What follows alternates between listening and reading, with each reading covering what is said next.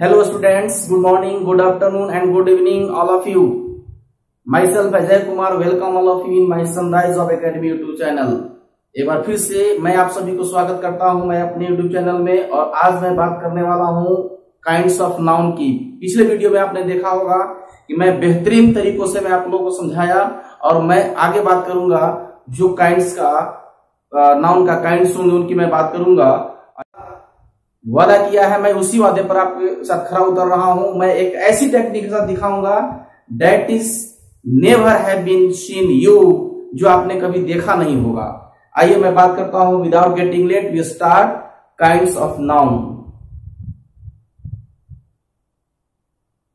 Kinds of noun, kinds of noun की अगर बात की जाए, प्रीवियस वीडियो में मैंने आपको दिखाया था कि there are two kinds of noun according to count. गिनती की अगर दृष्टि से बात करें तो नाउन के दो प्रकार होंगे, countable and uncountable. Next one, according to modern grammar there are three kinds of noun, that is proper noun, countable noun and uncountable noun. जो आज की हम बात करेंगे, प्रेजेंट एरा की बात करेंगे, इसके अनुसार अगर बात करेंगे तो नाउन के तीन प्रकार आपको मिलेगा। वह होगा proper noun, countable noun and uncountable noun. And next one, according to gender there are four kinds of noun. Gender के आधार पर बात करेंगे, नाउन के चार काइंड्स होंगे, फोर काइंड्स होंगे, that is masculine gender noun, feminine gender noun, common gender noun and neutral gender noun. Next one, we are going to talk about the kinds of noun according to ancient grammar. And according to ancient grammar there are five kinds of noun, that is the most important for the students of competition, जो विद्यार्थियों के लिए, प्रतियोगी परीक्षा के विद्यार्थियों के लिए बेहद ही खास और महत्वपूर्ण है।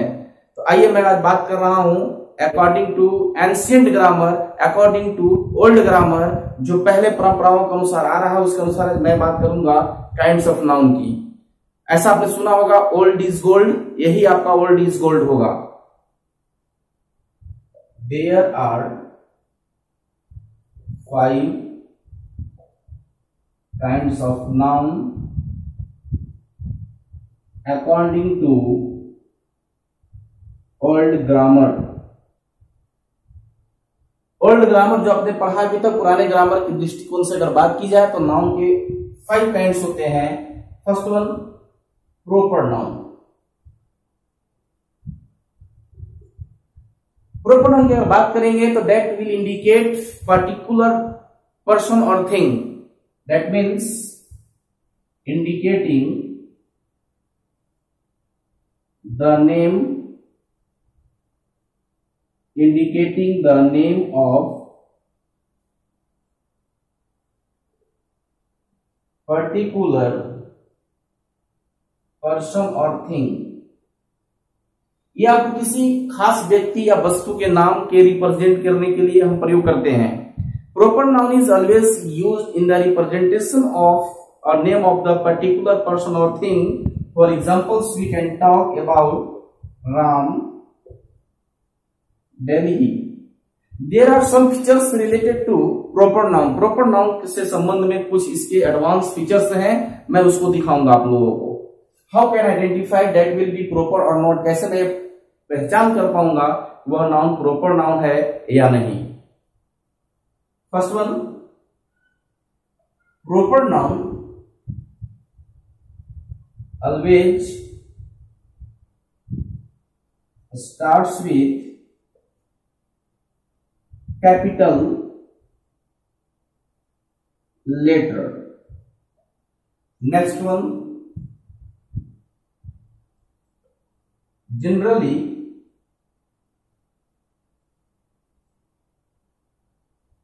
article is not used before proper noun. Next one, it is used in singular form, so will take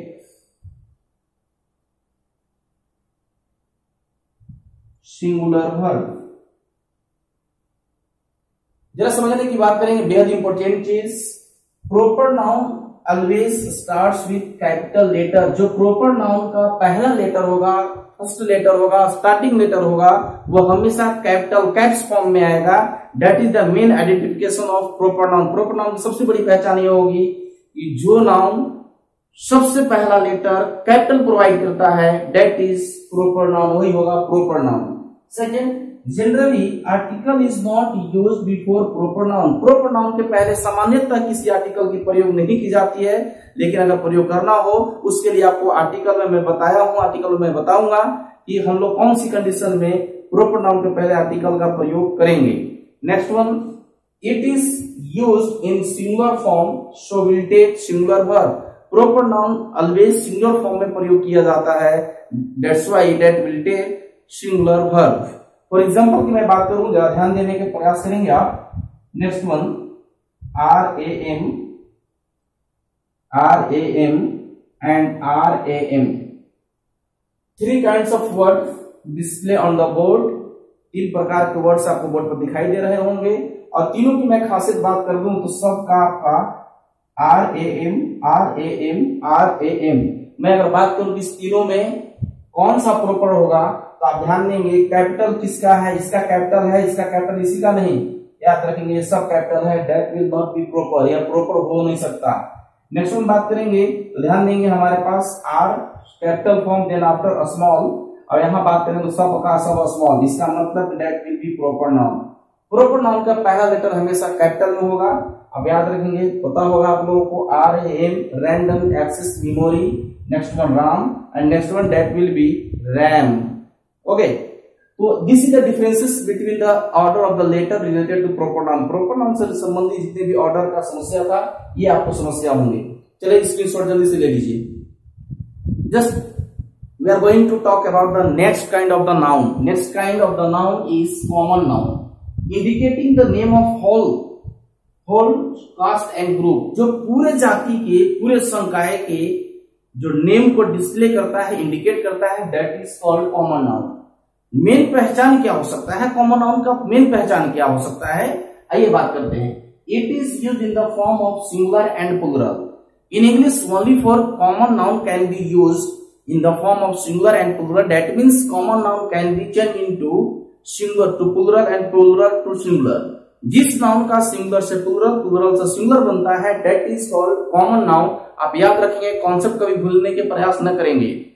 जिस नाउन का सिंगुलर से प्लूरल और प्लूरल से सिंगुलर बनता है, that is called common noun. Next one, article can be used before common noun. Article का प्रयोग भी कॉमन नाउन के पहले किया जाता है, वह आम चीज है। मैं एग्जांपल में अगर बात कर दूं, जिस मान लिया जाए कि बॉय, मैं लिखा बॉय के बारे में मुझे पहचान नहीं है कि दैट इज कॉमन नाउन और नॉट। बॉय के बारे में मुझे कोई ज्ञान नहीं है, मैं इसका यह करूंगा, क्या बॉय का बॉयज होता है, यस होता है। जिस नाउन का प्लूरल बन सकता है, that is common noun, that means boy is common noun. मैं बात करता हूं, जैसे मैं बात करता हूं एलिफेंट की, क्या एलिफेंट कॉमन नाउन है या नहीं, हमको पता नहीं है। मैं ये जांच करूंगा, मैं यह निगोशिएशन करूंगा अपने आप से, क्या एलिफेंट का प्लूरल बनता है। जी हाँ, हमको पता है, आप एलिफेंट का प्लूरल एलिफेंट्स बनता है, इसका मतलब कॉमन नाउन है। जिस नाउन का सिंगुलर से प्लूरल और प्लूरल से सिंगुलर बनने की संभावना हो, that is called common noun. Next one, material noun, indicating the name of weight and measurement. जिसका माप तौल या वेट किया जा सकता है, वजन किया जा सकता है, उसी को बोलते हैं हम लोग मटेरियल नाउन। मटेरियल नाउन की मैं बात कर दूं, it can be used in plural form. Material noun never used in plural form, यानी मटेरियल नाउन का प्रयोग कभी प्लूरल फॉर्म में नहीं करते हैं। That is not change into singular to plural, इसका हम सिंगुलर से प्लूरल नहीं बनाते हैं।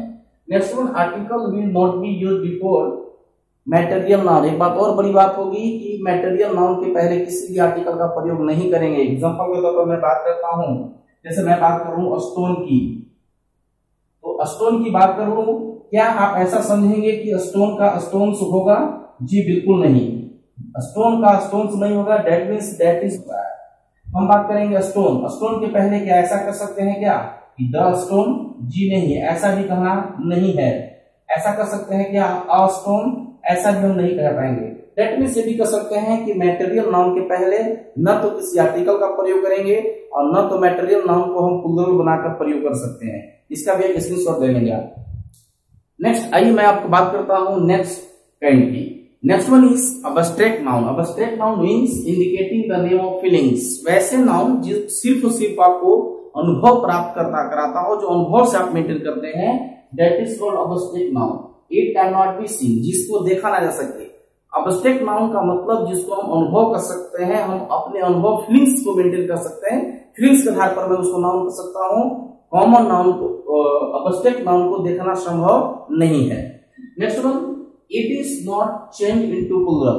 हाँ भाई, याद रखेंगे, ध्यान देंगे, इस पर बहुत बड़ी बात होगी कि कॉमन नाउन को सिर्फ आप सिंगुलर से प्लूरल बना सकते हैं। कॉमन नाउन के अलावा न तो आपके मटेरियल नाउन ऐसे बन सकते हैं, न तो प्रॉपर नाउन बन सकते हैं, न तो आपको अब्स्ट्रैक्ट नाउन बन सकते हैं सिंगुलर से प्लूरल। इन इंग्लिश की दुनिया में बात करेंगे आप, सिर्फ कॉमन नाउन एक ऐसा नाउन होगा जिनको हम सिंगुलर से प्लूरल और प्लूरल से सिंगुलर ट्रांसफॉर्म कर सकते हैं।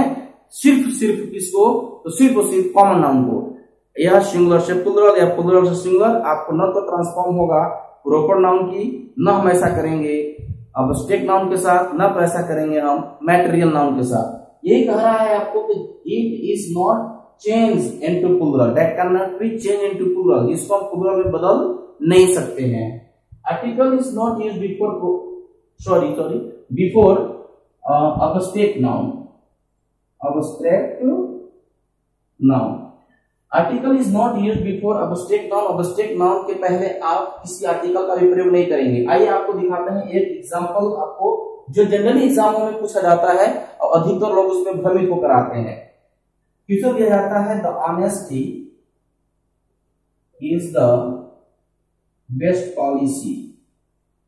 ऑनेस्टी का मतलब ईमानदारी। क्या आपने कभी ईमानदारी देखा हो? बिल्कुल नहीं देखा है। आपने ईमानदारी देखा नहीं, बल्कि आप किसी भी इसकी महसूस किए हैं, एहसास किए हैं। That is abstract noun.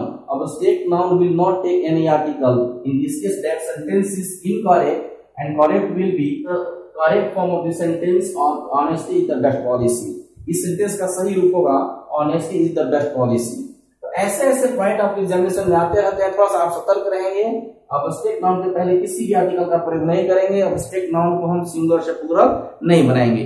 आप सोच रहे होंगे कि सब लास्ट वाला मैं काइंड पढ़ा दिया, एक काइंड आपका छूट रहा है, that is called collective noun.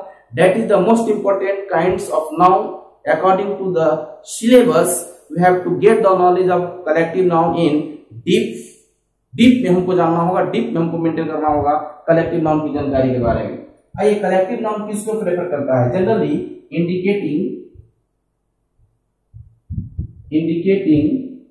The name of group oblique team. यह आपको मेंटेन करता है नाउन को, एक ग्रुप को और एक टीम को। जो सदस्य होंगे, जो समूह में होंगे, that will be the indication of collective noun. Collective noun का इंडिकेशन का मतलब वह ग्रुप को इंडिकेट करता है और किसी समूह को इंडिकेट करता है। Without getting example, just I am going to talk about the collective noun with a special form. मैं बिना एग्जांपल दिए मैं इसके स्पेशल फॉर्म के बारे में बात करने जा रहा हूं।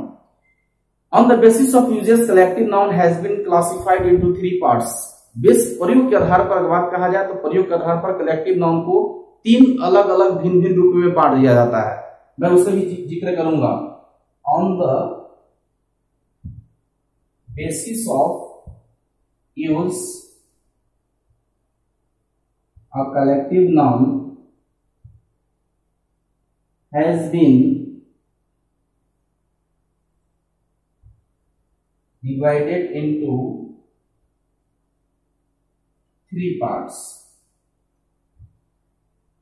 प्रयोग के आधार पर on the basis of use collective noun को 3 भागों में बांटा गया है। जो भाग आपके किसी किताब में जल्दी मिलने की संभावना नहीं है, तो आप थोड़ा सा अटेंशन बनाइए, वीडियो को अंत तक देखिएगा।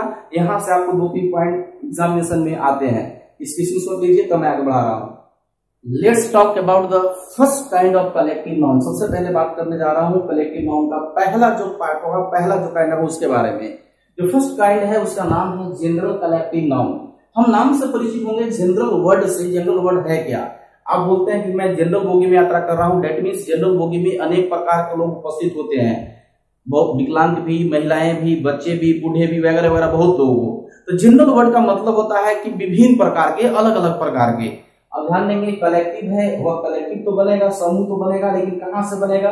जनरल से बनेगा। इसका मतलब वैसे कलेक्टिव नाउन जो अनेक प्रकार के सदस्यों से मिलकर बनता है, that is called collective noun, general collective noun.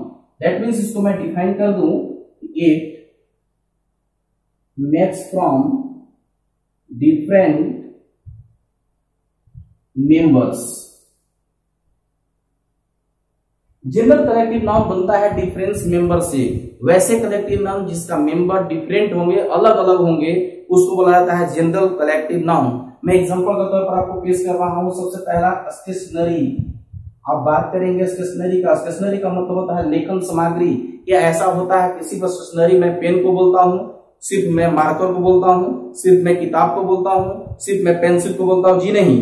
All kinds of the materials related to studies, पढ़ाई से संबंधित जितने भी प्रकार के मटेरियल्स होते हैं मैं उनको बोलता हूँ स्टेशनरी। तो ये स्टेशनरी बनाने में जो मेंबर्स होंगे वो अनेक प्रकार के होंगे। डेट मीन्स यह कहलाएगा आपको जनरल कलेक्टिव नाउन। मैं बात कर लेता हूँ फर्नीचर। फर्नीचर आप तो खुद जानते होंगे। फर्नीचर क्या हम सिर्फ चेयर को बोल पाएंगे, सिर्फ टेबल को बोल पाएंगे? जी नहीं। All kinds of the materials that is called furniture. उसमें आ जाएंगे आपको चेयर भी आ सकते हैं, टेबल भी आएगा, बहुत सारे आपको पलंग वगैरह जो होते हैं सब आ जाएंगे इसमें। तो फर्नीचर भी आप याद रखेंगे, फर्नीचर भी आपको जनरल कलेक्टिव नाउन होंगे। जैसे मैं बात कर लेता हूं इंफॉर्मेशन। इंफॉर्मेशन क्या ऐसी होती है बात, जो घटना कोई घटे सिर्फ मैं उसको इंफॉर्मेशन बोलता हूं। जितने भी प्रकार की सूचनाएं हमारे पास आती है सब में कौन बोलते हैं? इंफॉर्मेशन। जैसे इसी में आएंगे न्यूज। फॉर एग्जाम्पल बहुत सारे ऐसे एग्जाम्पल्स आएंगे, खुद आप समझदार होंगे, आप समझेंगे इसके बारे में। वैसे कलेक्टिव नाउन, वन सेकेंड, वैसे कलेक्टिव नाउन जिनका मेंबर अनेक प्रकार के सदस्यों से मिलकर बने होते हैं, जिनका मेंबर अनेक प्रकार के होंगे, जो अनेक प्रकार के सदस्यों से मिलकर बने होते हैं, उनको बोला जाता है जनरल कलेक्टिव नाउन। इनका खासियत क्या है, आइए मैं इनकी खासियत से मुलाकात करवाता हूं। It is always used in singular form, so it will not be used after adding s oblique s। ध्यान देंगे, सबसे बड़ा पहचान, यह हमेशा प्रयोग होता है सिंगुलर फॉर्म में। General collective noun is always used in singular form, so it will not be used after adding s या es। अर्थात इसका प्रयोग कभी भी हम s या es ऐड करके नहीं करेंगे। फॉर एग्जांपल मैं बात कर लेता हूं, ऐसा मैं बात कभी नहीं करूंगा, ऐसा प्रयोग अनुचित होगा। स्टेशनरीज ऐसा नहीं होगा, फर्नीचर्स ऐसा नहीं होगा, इंफॉर्मेशंस ऐसा नहीं होगा। That means general collective noun is always used in singular form. Okay, next one, next group collective noun. Group collective noun आप ये समझने का कोशिश करेंगे। ग्रुप, समूह, ग्रुप। यदि आपका भाई एक क्रिकेट खेलता होगा, अगर आपके भाई को कोई ढूंढने आया आपके घर पर, आप कहेंगे कि यह घर पर नहीं है, क्रिकेट खेल रहा होगा, तो आप याद रखेंगे क्रिकेट खेल रहा होगा। आपने ऐसा बोला, वह आदमी किस ग्रुप में खोजेगा, किस समूह में खोजेगा? अगर भाई आपका क्रिकेट खेलता होगा, क्या वह आदमी हॉकी वाला ग्रुप में जाएगा? जी बिल्कुल नहीं। क्या वह आदमी फुटबॉल वाला ग्रुप में जाएगा? जी बिल्कुल कभी नहीं। इसका मतलब आप ध्यान देंगे कि ग्रुप उसको बोलते हैं जिसमें एक ही प्रकार के लोग इन्वॉल्व होते हैं। जैसे एग्जांपल में मैं बात कर लेता हूं, यदि आपसे कोई कह दे कि आप क्या करते हो, आपने कहा कि मैं एसएससी का तैयारी करता हूं। कहां से करते हो? तो मैं ग्रुप में करता हूं। एसएससी का तैयारी करते हैं, आप ग्रुप में करते हैं। क्या आपके साथ कोई बैंक वाला विद्यार्थी होगा? तो जी बिल्कुल नहीं। कोई यूपीएससी वाला विद्यार्थी होगा? तो जी बिल्कुल नहीं। सिर्फ आपके ग्रुप में कौन होगा? अगर आप एसएससी के ग्रुप में हैं, इसका मतलब सिर्फ वहां एसएससी वाले कैंडिडेट होंगे। इसका मतलब कि एक ही प्रकार के एग्जाम फाइट करने वाले होंगे। सेम कंडीशन में यह ग्रुप कलेक्टिव नाउन होगा। ग्रुप कलेक्टिव नाउन का मतलब होता है वैसे कलेक्टिव नाउन जिसका मेंबर एक ही प्रकार के होते हैं। जैसे इसको मैं डिफाइन कर दूं तो ऐसा कर सकता हूं, it makes from same members. यह आपको एक ही प्रकार के मेंबर से बनेगा।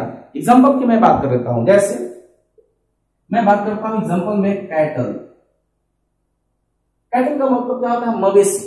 सपोज करिए आप कि मवेशी की मैं बात कर रहा हूं, सपोज करिए कि यदि 500 मवेशी कहीं एक फील्ड में बैठे हुए हों, वहां 50 चरवाहे हों, उनको केयर टेकर करने वाले 50 हों, ठीक है। अब जरा बताएंगे क्या वे 50 भी मवेशी कहे जाएंगे? जी नहीं, बिल्कुल नहीं।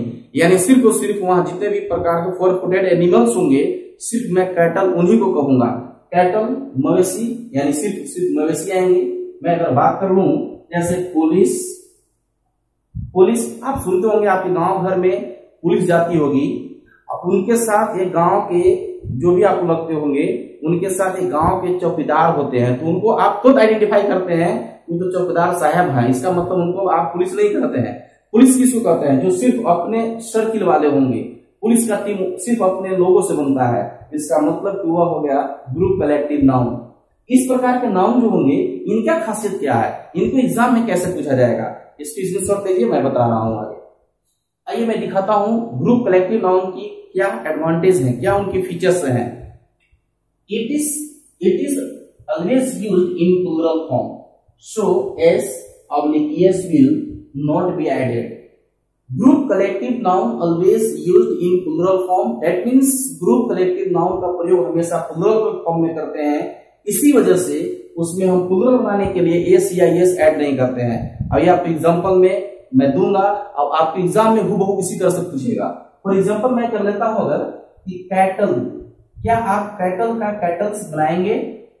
ऐसा नहीं बनेगा। दैट इज रॉन्ग, बिकॉज अपने आप में प्लूरल है, तो फिर एस या इस लगाने की कोई जरूरत नहीं है। अगर आप एस या इस लगाते हैं तो आप और गलती कर रहे हैं। जैसे मैं बात कर लूं पुलिस ऑलरेडी प्लूरल, क्या आप ऐसा करेंगे कि पुलिस का पुलिसेस? जी नहीं, बिल्कुल गलत। अगर मैं ऐसा बात कर दूं पब्लिक, क्या आप ऐसा करेंगे कि पब्लिक का पब्लिक्स? जी नहीं, बिल्कुल ऐसा गलत। तो यह बात कहा जा रहा है कि यह हमेशा यानी group collective noun is always used in plural form, so that will not be changed into plural by adding S या एस। ग्रुप कलेक्टिव नाउन का प्रयोग हमेशा प्लूरल फॉर्म में होता है, इसीलिए हम लोग उसमें एस या एस लगाकर प्लूरल नहीं बनाते हैं। अब ऑटोमेटिक जब प्लूरल होगा तो यह देगा ऑलरेडी प्लूरल वर्ब, इसके लिए कुछ कहना है नहीं। इसको भी आप स्क्रीनशॉट लेंगे। Next kind of collective noun, collective noun की अगली काइंड की बात करें तो that is called distributive collective noun. आप पहले नाम से परिचित हुई, नाम से ही आपको लग रहा होगा कि डिस्ट्रीब्यूट बने बांटना, डिस्ट्रीब्यूट बने खंडन करना, तोड़ना। जिस चीज को तोड़ा जा सकता है, जिसको बांटा जा सकता है, उसको संग्रह भी किया जा सकता है। इसका मतलब कि जो नाउन टूट सकता हो, संग्रह हो सकता हो, that is called distributive collective noun. इनका फीचर्स क्या होगा? लिखा हुआ है कि distributive collective noun it is used in singular form in unity. जब यूनिटी में हो, जब एकता में हो, तो यूनिटी में यह ऑलरेडी सिंगुलर फॉर्म माना जाता है, but in plural form in disunity. जब वह अलग अलग हो, बिखरा हुआ हो, डिसयूनिटी में हो, तो उसको प्लूरल मानते हैं। जब यूनिटी में हो उसको सिंगुलर मानते हैं। एग्जांपल से मैं आपको मुलाकात करवा रहा हूं। For example, jury is not unanimous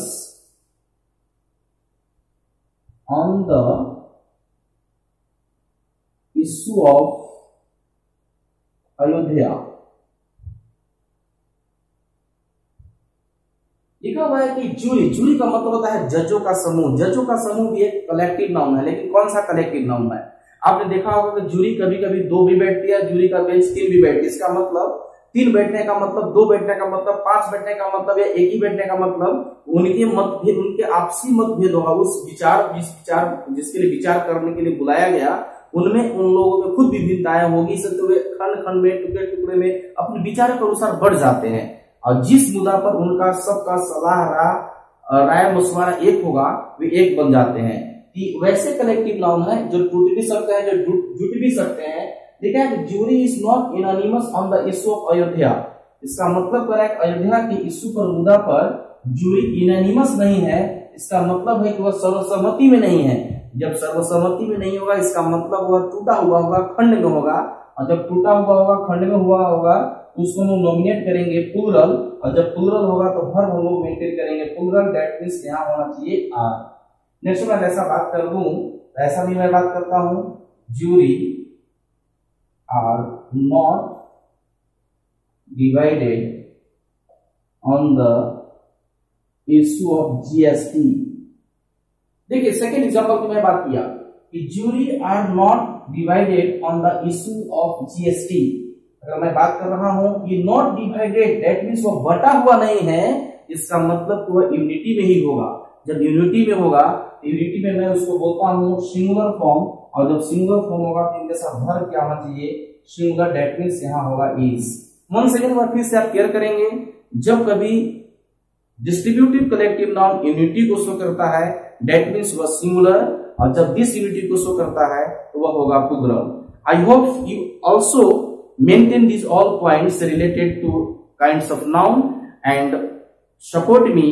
बस मैं यहीं तक आप लोग अपने वीडियो को समाप्त करना चाहता हूं, और next I will see you again, फिर से मैं आपसे मिलूंगा। जय हिंद, जय भारत।